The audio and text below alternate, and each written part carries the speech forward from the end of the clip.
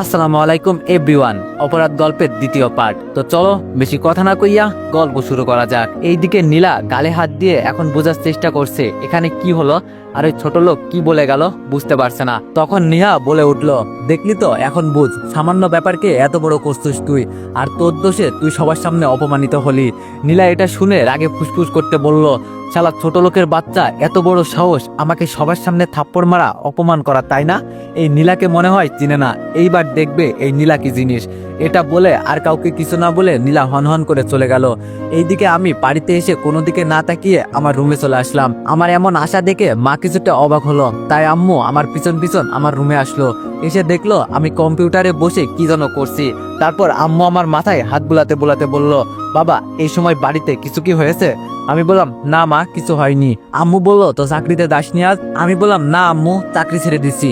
আচ্ছা আমার জন্য এক কাপ চা আনো তো মা। আম্মু বলল, আচ্ছা বাবা, আমি আনতেছি।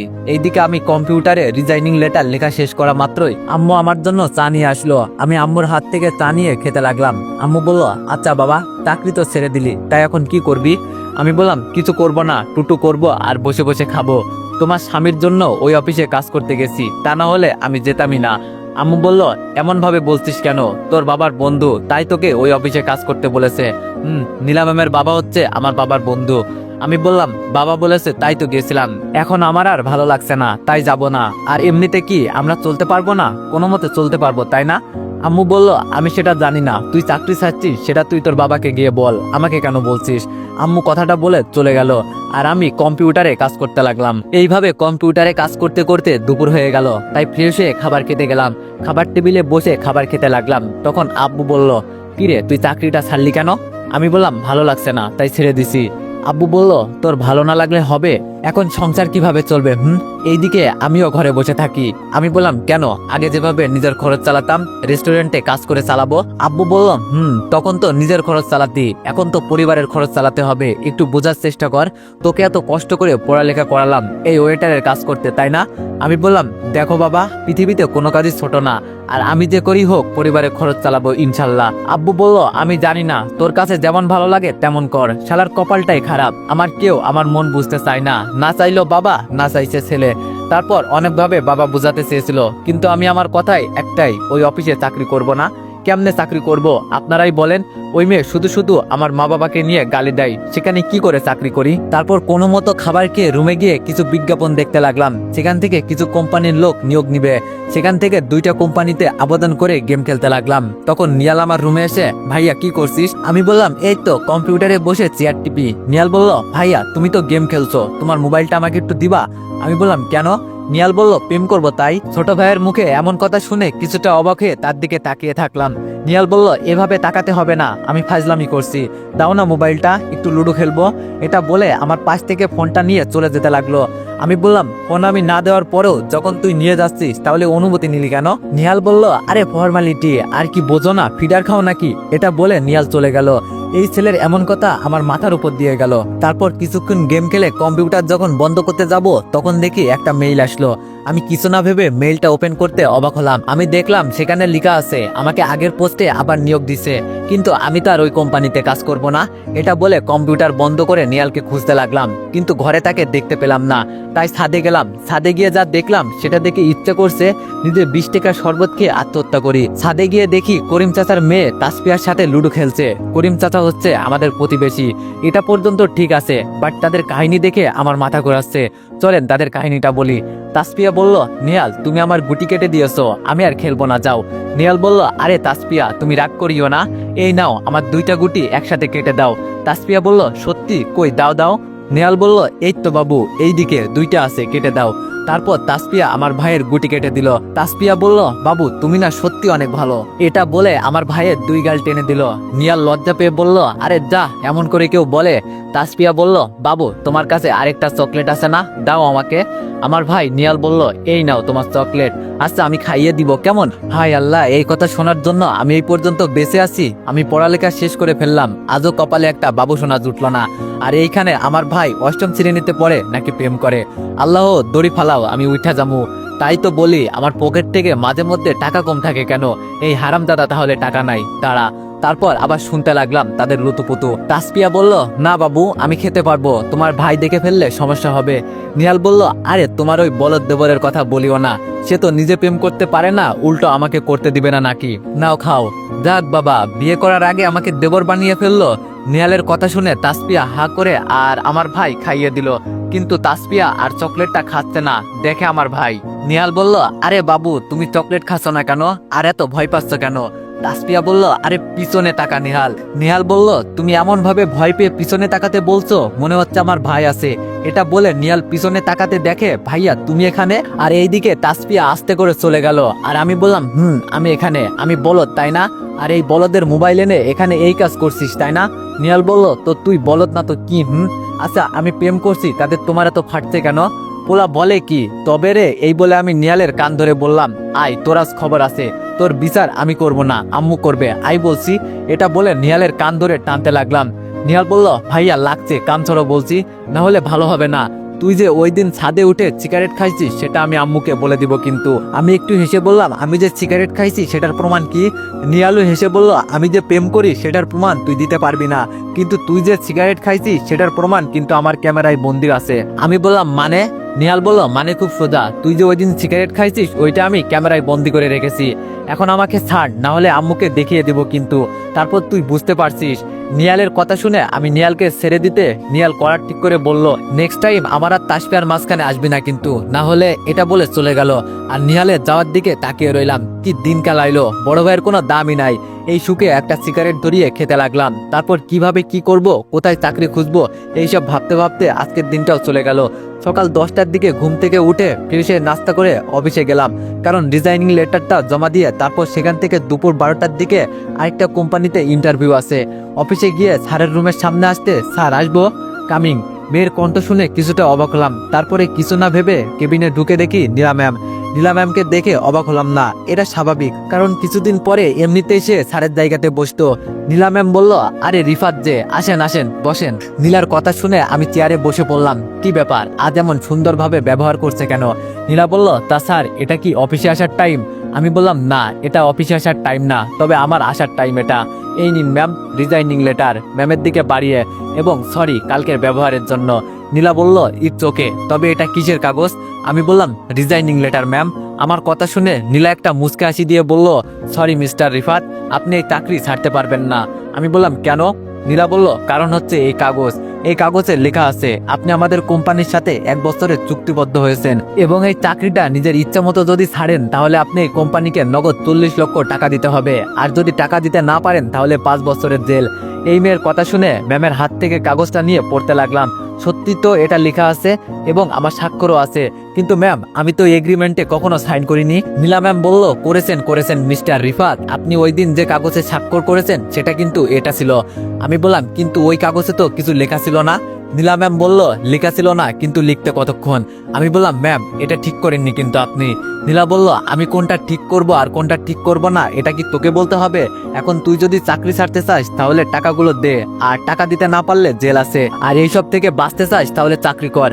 আমি বললাম, কি আর করব ম্যাম, আপনারা তো গরিবের পেটে লাথি অপমান সব করতে পারেন, আর আমরা গরিব, আমরা কি বা করতে পারি, আমরা না হয় সব সহ্য করি। এটা বলে আমি ম্যামের কেবিন থেকে বের হয়ে গেলাম। এইদিকে আমার এমন কথা শুনে নীলা ম্যামের কিছুটা মন খারাপ হয়ে গেল, কেন সে নিজেও জানে না। এইদিকে আমি আমার কেবিনে আসতে হঠাৎ দেখতে পেলাম একটা মেয়ে আমার চেয়ারে বসে মন দিয়ে কাজ করছে। আমি বললাম, আরে আরে আপনি কে, আর আমার কেবিনে কেন? আমার কথা শুনে মেয়েটা ফাইল থেকে চোখ সরাতে সরাতে বলল, মেয়েটার কিছু না বলে আমার দিকে হাঁ করে তাকিয়ে আছে। আমিও মেয়েটার দিকে অবাক হয়ে তাকিয়ে থাকলাম। আমি বললাম, জেরিন তুই? জেরিন বলল, আমারও তো একই প্রশ্ন, রিফাত তুই এখানে? আমি বললাম, আমি এই অফিসে গত 1 মাস ধরে চাকরি করতেছি। জেরিন বলল, ও আমি কালকে মাত্র জয়েন করেছি। তা আঙ্কেল আন্টি তোর ফাজিল ভাইয়াটা কেমন আছে? আমি বললাম, আলহামদুলিল্লাহ, তোর পরিবারের সবাই কেমন আছে? জেরিন বলল, ভালো আছে, আর তুই তো আগের থেকে অনেক কিউট হয়ে গেছিস। আমি বললাম, আরে দূর, কি যে বলিস না, আচ্ছা দুপুরে দেখা হবে, এখন কাজ কর। জেরিন বলল, ওকে। তারপর আমি জেরিনের কেবিন থেকে বের হয়ে গেলাম। জেরিন হচ্ছে আমার কলেজ ফ্রেন্ড, আমরা অনেক ভালো বন্ধু ছিলাম। আমি আমার ম্যামের কেবিনে গেলাম। ম্যামের কাছ থেকে অনুমতি নিয়ে কেবিনে ঢুকে বললাম, ম্যাম আমার কেবিন কই? আগের কেবিনেতে দেখি জেরিন কাজ করছে। নীলা বললাম, ভালোই তো, 2 মিনিটে দেখাতে হেসে হেসে কথা বলা, আবার নামও জেনে নেওয়া, ভালো ভালো। আমি বললাম ম্যাম এইসব কি বলছেন বিড়বিড় করে, ম্যাম কেবিনটা কোন দিকে বলে দিলে ভালো হতো। নীলা বলল আমার ডান পাশের কেবিনটা। আর শোন তুই এই পোস্টে চাকরির পাশাপাশি আমার পিএ বুঝলি। আমি মাথা নাড়িয়ে ম্যামের কেবিন থেকে চলে এসে নিজের কেবিনে গিয়ে বসলাম, তারপর নিজের মতো করে কাজ করতে লাগলাম। কাজ করতে করতে কখন যে দুপুর হয়ে গেল আমি নিজেও জানি না। আসতে পারি স্যার? এই কথা শুনে আমি ফাইল থেকে চোখ ফেরাতে দেখি জেরিন দরজার সামনে দাঁড়িয়ে অনুমতি নিচ্ছে। আমি বললাম আরে তুই আসতে অনুমতি লাগে নাকি, আই। জেরিন বলল আরে কি যে বলেন না স্যার, ভিতরে ঢুকতে ঢুকতে কথাটা বলল। আমি বললাম আরেকবার যদি স্যার বলিস তাহলে আমার সাথে আর কথা বলবি না বলে দিলাম। জেরিন বলল আরে এত রাগ করছিস কেন পাগল, আমি তো তোর সাথে দুষ্টুমি করছি, একটা আগের অভ্যাস এখনো যায়নি বুঝি। আমি বললাম না যায়নি, এখন বল কেন আসলি। জেরিন বলল কেন মানে লাঞ্চ করবি না? আমি বললাম করবো তো, 2 মিনিট বস, আমি এই ফাইলটা শেষ করে নি কেমন। জেরিন বলল তাহলে আমাকে দে, তুই অনেক ক্লান্ত হয়ে গেছিস। আমি বললাম আরে না আমি পারবো, তুই বস তো। জেরিন বলল তুই একটু বেশি কথা বলিস, দে আমাকে। এটা বলে আমার হাত থেকে ফাইলটা নিয়ে জেরিন দেখতে লাগলো। এইদিকে নীলা কাজ করছিল, হঠাৎ সিসিটিভির দিকে চোখ যেতে রাগে ফুঁসতে লাগলো। ওদের এত বড় সাহস অফিসের মধ্যে এইসব, এই বলে পিয়নকে ডাক দিল, কিন্তু পিয়ন দুপুরে খাবার খেতে গেছে তাই আসতে পারিনি। এই জন্য নীলা রাগে গদগদ করে চেয়ার থেকে উঠতে যাবে, তখন দেখলো রিফাত আর জেরিন একসাথে কোথাও যেন যাচ্ছে।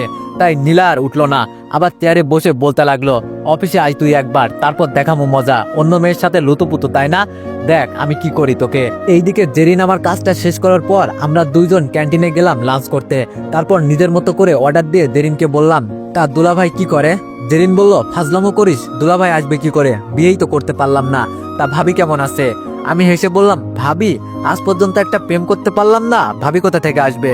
জেরিন বলল কেন প্রেম কেন করতে পারলি না, অনেকেই তো প্রপোজ করেছিল কলেজে থাকতে, তাদেরকে বানিয়ে নিতি। আমি বললাম না ভাই থাক, আমি এমনিই ভালো আছি। আচ্ছা বাদ দে, খাবার আসছে খেয়ে নে। তারপর দুইজন মিলে খাবার খেতে লাগলাম। তারপর খাওয়া দাওয়া শেষ করে দুইজন হাসি মুখে কথা বলে অফিসে এসে যার যার কেবিনে চলে গেলাম। আমি যখন ফাইল দেখতে যাব তখন পিয়ন এসে বলে গেল আমাকে নাকি ম্যাম ডাকছে। আমি আর দেরি না করে ম্যামের কেবিনের সামনে গিয়ে বললাম ম্যাম আসবো। নীলা বলল আই। আমি বললাম ম্যাম কেন ডাকছেন। নীলা বলল এটা কোন জায়গা বলতে পারবি। আমি বললাম এটা আপনার কেবিন। নীলা বলল আরে আমার কেবিনের কথা বলছি না, এই বিল্ডিংটা কি। আমি বললাম ম্যাম এটাও জানেন না, এটা অফিস। নীলা বলল অফিস, এখানে কি করা হয় তাহলে। আমি বললাম কি আর অফিসের কাজ। নীলা বলল এখানে যদি অফিসের কাজ করা হয় তাহলে মেয়েদের সাথে এত পীড়িত করছিস কেন, জোরে চিৎকার করে কথাটা বলল। আমি বললাম ম্যাম আপনি হয়তো ভুল বলছেন, কই আমি তো অফিসে প্রেম করছি না। নীলা বলল একটা থাপ্পড় দিয়ে গাল লাল করে ফেলবো যদি আরেকটা মিথ্যা কথা বলিস তো। আমি কি কানা, চোখে দেখতে পাই না, তুই ওই জেরিনের সাথে হেসে হেসে কথা বলছিলি, আবার তো ফাইলের কাজটাও করে দিচ্ছে, মানে কি এসব। আমি বললাম ম্যাম জেরিন আমার বন্ধু, তাই হেসে হেসে কথা বলতে পারি। নীলা বলল কি 4 ঘন্টাতে বন্ধু হয়ে গেলি, বাহ বাহ। তাই এমন বন্ধু হয়ে নিজের কাজ রেখে যদি অন্যর কেবিনে গিয়ে আড্ডা দেওয়া ইচ্ছা হয় তাহলে চাকরি করছিস কেন, পার্কে গিয়ে আড্ডা দে না। আমি বললাম ম্যাম আপনি বেশি বলছেন, আমরা 4 বছরের বন্ধুত্ব, কোনো 4 ঘন্টার বন্ধুত্ব না বুঝলেন। আর জেরিন তার কাজ শেষ করে আমার কেবিনে এসে খাবার খাওয়ার জন্য ডাক দিছিল।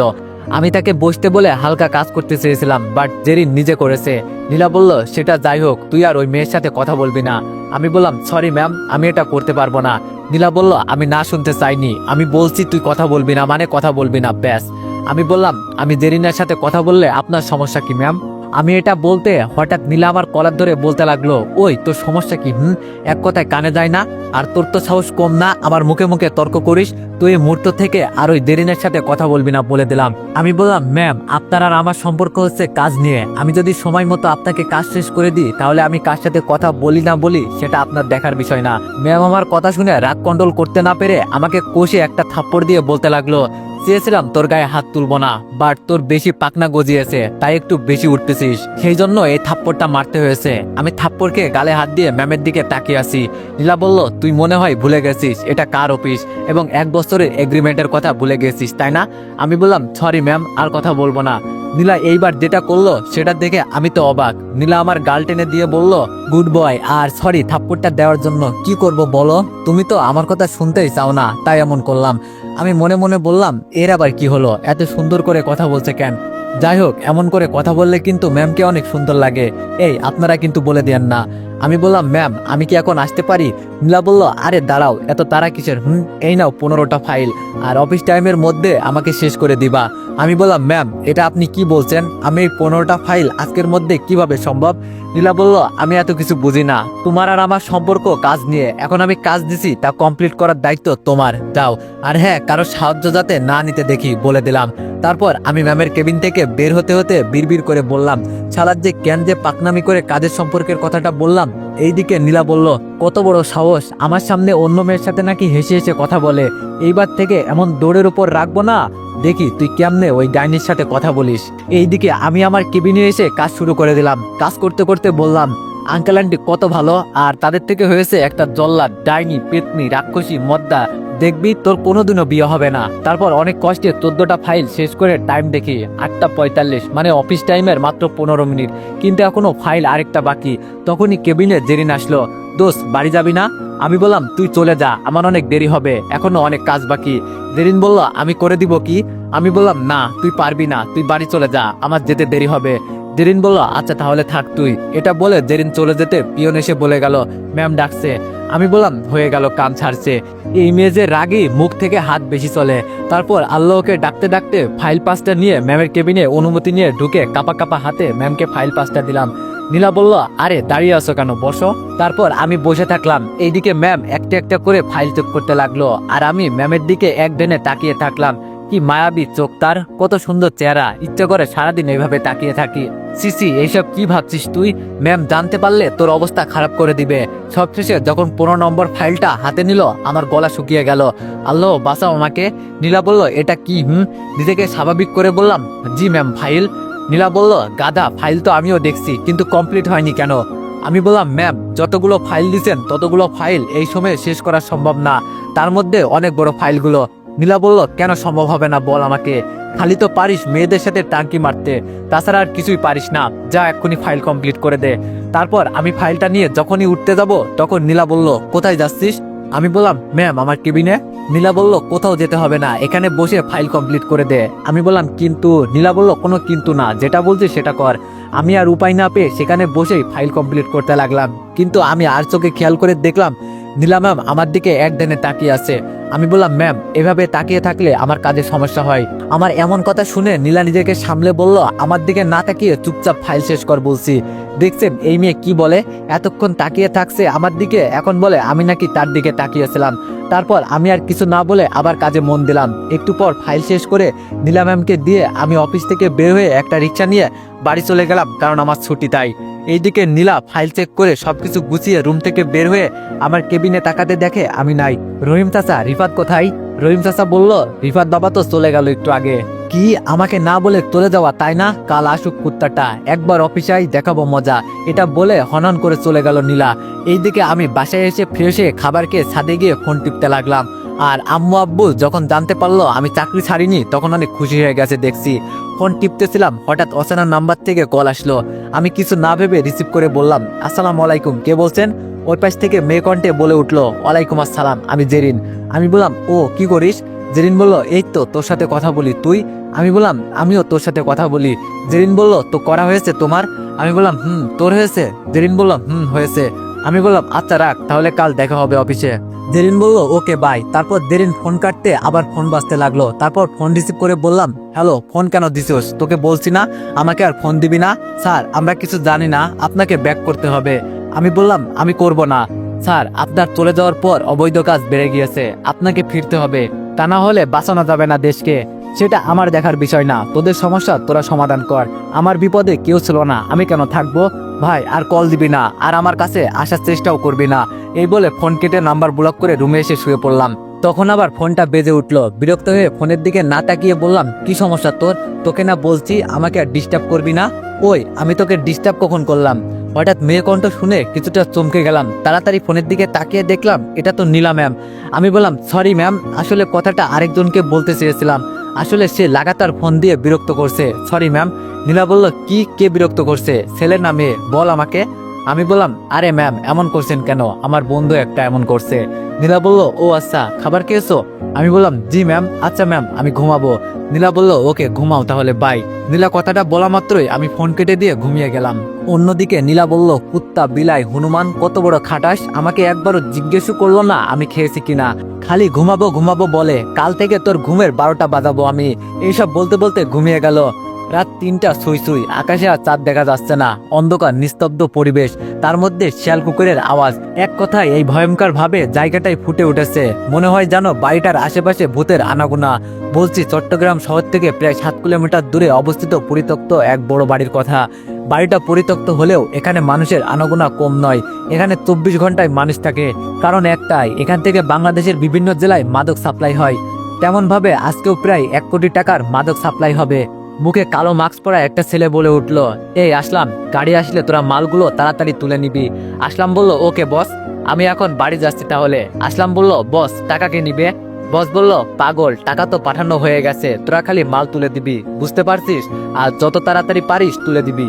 এটা বলে লোকটি বাইরে গিয়ে হঠাৎ কোথাও যেন হারিয়ে গেল। লোকটা যাওয়ার একটু পর একটা আলু ভর্তি ট্রাক আসে। তখন আসলাম নামক ছেলেটি বলে উঠলো, এই কি কোথায় আসিস, তাড়াতাড়ি মাল তুলে দে, গাড়ি চলে এসেছে। আসলামের কথা শুনে 15-20 জন ছেলে এসে বলল, ওকে ভাই, আমরা তুলে দিচ্ছি। এটা বলে সবাই কাজে লেগে পড়লো। আসলাম আবার বলে উঠলো, কিরে তাড়াতাড়ি হাত চালা, এত আস্তে আস্তে কাজ কেন করছিস? এত আস্তে আস্তে কাজ না করলে আমি আসবো কেমনে, আর তোকে উপরে পাঠাবো কেমনে? এই তোরা আস্তে আস্তে কাজ কর। এমন কথা শুনে সবাই চারিদিকে তাকাতে লাগলো, কিন্তু কাউকে খুঁজে পেল না। তখন তাদের মাঝখান থেকে একটা ছেলে মাথা গরম করে বলে উঠলো, কোন কুত্তার বাস্তা রে এ কথাগুলো বললো? সাহস থাকলে সামনে আয়। এটা বলতে দেরি তার কপাল ফুটে হতে দেরি হলো না। সাথে সাথে ছেলেটি মাটিতে লুটিয়ে পড়লো, রক্তে পুরো মাটি লাল হয়ে গেল। আমার সাহস যদি না থাকতো তাহলে এখানে আসতাম, বল আমাকে। যদি সাহস না থাকতো তাহলে তুই উপরে দিতিস না, বুঝলি শিয়ালের বাচ্চারা? এই বলে একটা ছেলে অন্ধকার থেকে এক পাক করে তাদের সামনে আসলো। কে তুই, আর এইভাবে মুখে মাস্ক দেওয়া কেন? পরিচয় দেওয়ার টাইম নাই, শুট কর। এটা বলতে সেখানে থাকা সব ছেলেপিলে নিমিষেই মাটিতে লুটিয়ে পড়লো, শুধু আসলাম ছাড়া। হঠাৎ এমন একটা ঘটনা ঘটে যাবে তা আসলাম বুঝতে পারিনি। কি এইবার বুঝলি আমার কত সাহস? এটা বলতে আসলাম দৌড়ে ছেলেটার পাশে পড়ে গেল। ভাই ভাই, আমাকে মারিয়েন না, আপনি যা বলবেন আমি তাই করব। তাও আপনাকে হাত জোর করে বলছি, আমাকে মারবেন না প্লিজ। এটা শুনে ছেলেটা একটা মুচকে হাসি দিয়ে একটা সিগারেট মুখে দিতে আসলাম তাড়াহুড়ো করে ছেলেটার সিগারেটে আগুন ধরিয়ে দিল। ছেলেটার সিগারেটে একটা টান দিয়ে বলল, তুই কার হয়ে কাজ করিস? আসলাম বলল, ভাই তার নাম বললে আমাকে সে মেরে ফেলবে, তাহলে সে মারার আগে আমি তোকে মেরে ফেলি কেমন? এই বলে তার মাথায় বন্দুক তাক করলো। আসলাম বলল, ভাই ভাই আমি বলছি, আমি তাকে কখনো দেখিনি। সে সবসময় আপনার মতো মাস্ক পরা থাকে। আমার সামনে আসলে তাকে আমরা সবাই এসকে হিসাবে জানি। ও আচ্ছা, এইসব কাকে সাপ্লাই দিতেছোস? আসলাম বলল, ভাই এইসব আমরা অর্থমন্ত্রীর ছেলে তারেক রহমানের কাছে সাপ্লাই দিছিলাম। ভাই এখন সব বলে দিছি, প্লিজ আমাকে ছেড়ে দিন। তুই সব বলে দিছিস, এখন তোকে ছেড়ে দিচ্ছি উপরে। এটা বলে আসলামের মাথায় মাস্ক পরা ছেলেটি 5 রাউন্ডের গুলি ঢুকিয়ে দিল, আর হাসতে হাসতে অন্ধকারে হারিয়ে গেল। তো এভরিওয়ান, গল্পটি কেমন হয়েছে সবাই একটু কমেন্টে জানাইবা, আর নেক্সট পার্টের জন্য অপেক্ষা করো। ধন্যবাদ।